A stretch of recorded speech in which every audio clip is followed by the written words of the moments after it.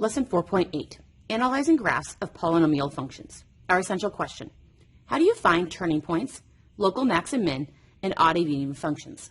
You have 6 independent practice problems on the next page. Let's go ahead and take a closer look at those. So looking at our first problem, I went ahead and graphed that in Desmos. And my Desmos graph looks like this. So am I even? Am I symmetrical across the y-axis? Does my left look like my right? No, so I can't be even. Am I odd? If I were to rotate this 180 degrees, completely upside down, does he look the same? He does not. He has been moved down when originally he was up at a value. So he's not odd. He is going to be neither. Now, how would I have to determine this algebraically? You are supposed to replace all of your x values with a negative x and then evaluate.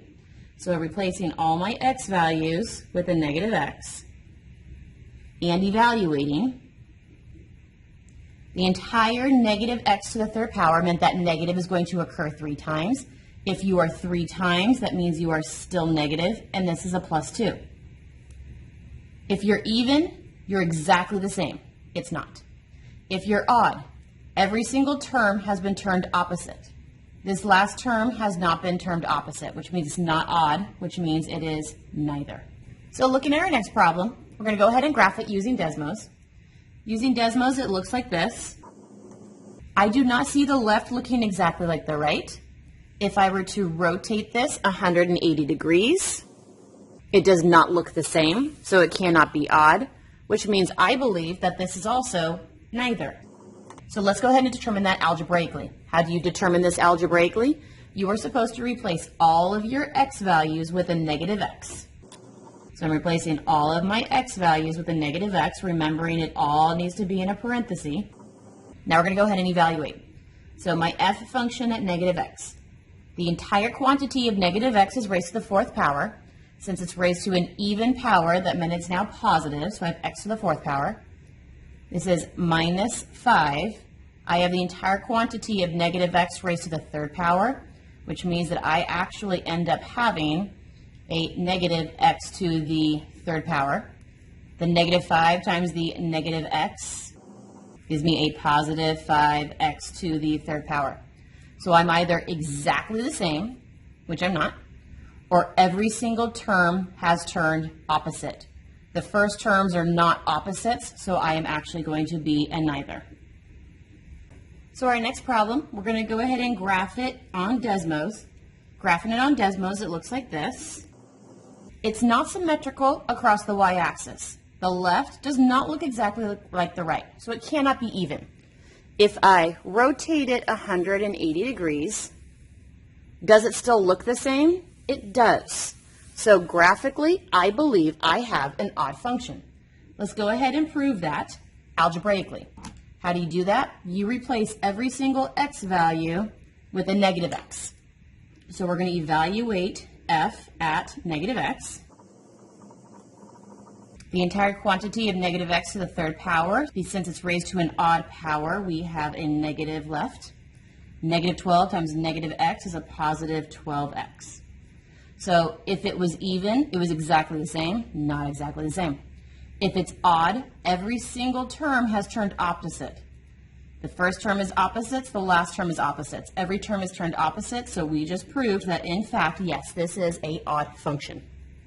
Our next example, graphing it on Desmos, I have something that looks like this. The left looks exactly like the right. It looks to be symmetrical about the y-axis, so I believe that this is going to be an even function. Let's go ahead and prove this algebraically, and how you do that is every x value gets replaced with a negative x. So evaluating f at negative x, there's a negative on the outside, so there's a negative on the outside. This entire quantity of negative x is to the 2nd power. That meant there were 2 negatives. Negative times negative is a positive. So this parenthesis is now x to the 2nd power, and this is a plus 5. For it to be even, I evaluated and got the same exact answer, and I did, so I just proved that, in fact, I do have an even function. Our next example, graphing it on Desmos, we get something that looks kind of like this. It does not look symmetrical about the y-axis. The left does not look exactly like the right. But if I were to rotate it upside down, it does look like it has rotation about the origin, which means I believe that this is going to be an odd function. So let's go ahead and prove that. You prove that by replacing x with a negative x. When you evaluate f at negative x, so I have 2 being multiplied by the entire quantity of negative x to the 5th power. That meant that I had 5 negatives, which meant I ended up having a negative x to the 5th power in the end. 2 times a negative x gives me a negative 2x to the 5th power. If I were even, they would be exactly the same. They're not. If I were odd, all of the terms would be opposites. All of the terms are opposites, so I just proved this is in fact odd.